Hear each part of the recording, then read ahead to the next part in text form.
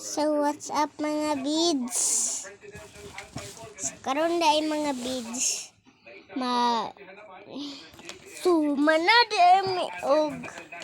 Manada mi og. Alas og.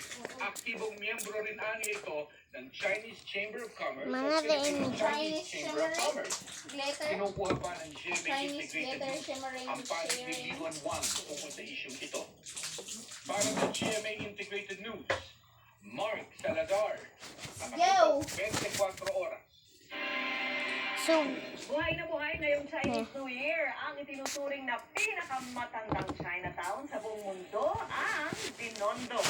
Marami ang dumayo para makisaya sa mga aktibidad at tumikim at mamili ng mga pampaswerte ngayong Year of the Wooden Snake.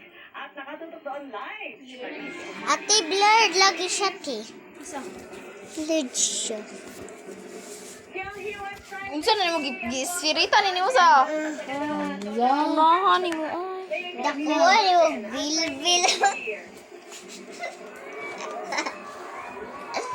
Oh my God. Kaburo.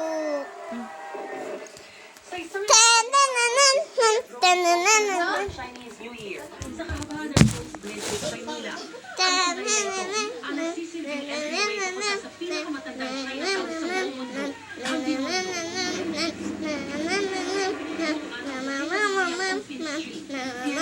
Sa palingid, kundi pati sa paligid, mayat-maya mga